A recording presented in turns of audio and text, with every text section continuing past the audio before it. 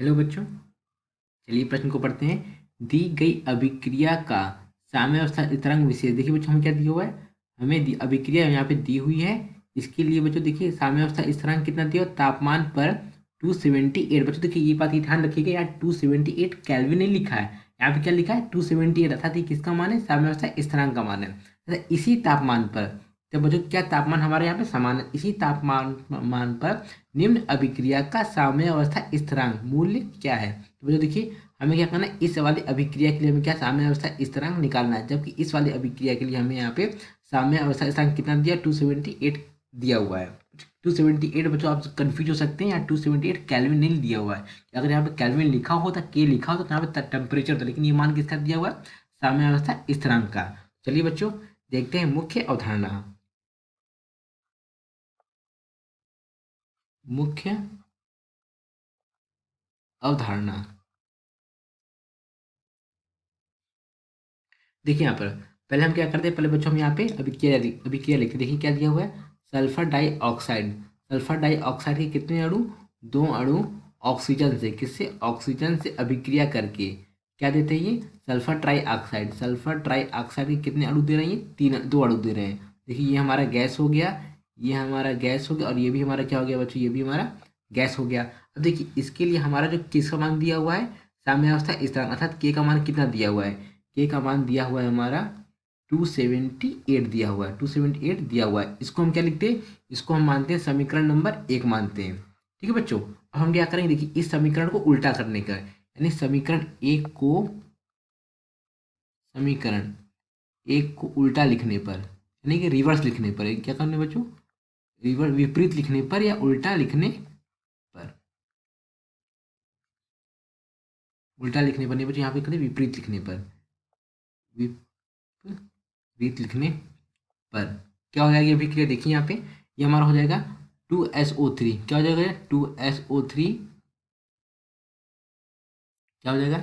2SO2, यानी sulphur dioxide के दो अणु प्लस क्या हो जाएगा यहाँ पे? ऑक्सीजन के एक अणु। तो ये इसको क्या लिखते हैं? इसको हम लिखते हैं समीकरण नंबर 2 लिखते हैं। अब देखिए इसको हमने क्या किया, ठीक समीकरण नंबर जो एक हमारे इक्वेशन, इसको हमने क्या किया? इसको हमने उल्टा लिख दिया। तो यहाँ पे हमारा जो किसका मान होगा? के डैश का, यानी कि देखिए यहाँ पे हमारा क्या होगा? के, इसको हम नया मान लेंगे, हम के डैश मानते हैं, तो के डैश का मान क्या हो जाएगा? 1/के, अर्थात कितना हो जाएगा? 1/278। कितना हो जाएगा? 1/278 हो गया। अब हम देखिए हमारे जो समीकरण दिया हुआ है ये वाला, अब हम इसको लिखते हैं। इसके लिखने पे क्या हो जाएगा? देखिए ये हमारा हो जाएगा सल्फर ट्राइऑक्साइड। सल्फर ट्राइऑक्साइड हमारा किसमें वियोजित हो रहा है? ये वियोजित हो रहा है हमारा सल्फर डाइऑक्साइड में, तथा ऑक्सीजन कितना अणु बच्चों? आधे अणु में वियोजित हो रहा है। इसको हम लिखते हैं समीकरण नंबर 3। हमें इसके लिए क्या निकालना है? इसके लिए हमें साम्य स्थिरांक अर्थात के डैश का मान हमें यहाँ पे निकालना है। तो देखिए अब होगा क्या कि हमारा जो के डैश होगा, क्या होगा? हमारा जो के डैश होगा वो किसके बराबर होगा?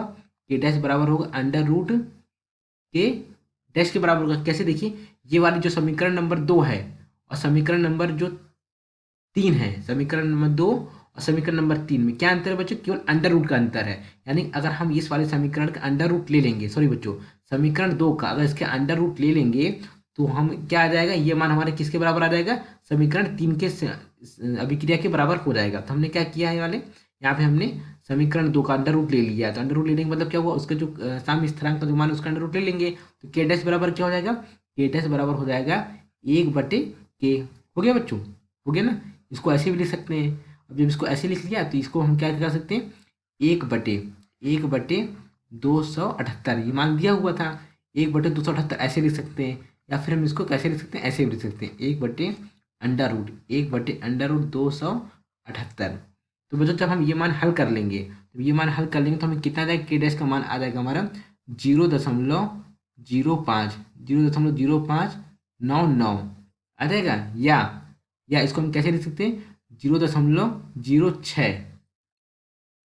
देखिए इसको बच्चों इतना भी लिख सकते हैं ना। या फिर इसको अगर लिखना चाहें 10 मान तक, कैसे लिखेंगे?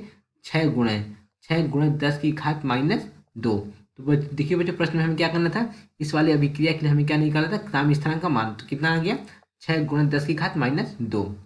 देखिए बच्चों, एक बार मैं समझा देता हूँ आपको। हमने क्या किया, देखिए हमने इसको समीकरण नंबर 1 माना, ठीक है बच्चों। ये जो अभिक्रिया दी हुई है यहाँ पे, इसको हमने कितना माना, समीकरण नंबर 1 माना। फिर हमने इस अभिक्रिया को क्या किया, उल्टा लिख दिया। तो उल्टा लिखने पर क्या हो गया, जो के डैश का जो के साम स्थिरांक के का मान था वो भी अपोजिट हो जाएगा। तो इसको हमने कितना मान लिया, 1/278। कितना माना बच्चों हमने यहाँ पे, इस वाले मान को भी हमने, ये भी मान उल्टा हो जाएगा, 1/278 हो गया। अब इस वाले समीकरण का हम क्या करें, अंडर रूट ले लेंगे। जब अंडर रूट ले लेंगे तो ये वाला समीकरण हमारे किसके बराबर हो जाएगा, इस वाले समीकरण के बराबर हो जाएगा। जब इस वाले समीकरण के बराबर हो गया तो अंडर रूट जब हमने इसका ले तो हमें इसके किसका मान, साम स्थिरांक का भी अंडर रूट लेना पड़ेगा। साम स्थिरांक अंडर रूट लेके हमें आप किसका मान निकाल लेंगे, साम स्थिरांक, यानी इस वाली अभिक्रिया के लिए हम साम स्थिरांक का मान निकाल लेंगे। तो कितना आएगा बच्चों साम स्थिरांक का मान, 6 × 10⁻², या 0.06। 0.06। लेकिन बच्चों देखिए आंसर में क्या दिया हुआ है, उत्तर में हमें दिया हुआ 6 × 10⁻², अर्थात दिए गए प्रश्न का सही विकल्प क्या हो जाएगा बच्चों, विकल्प बी। आशा करते हैं आपको समझ आया होगा। धन्यवाद।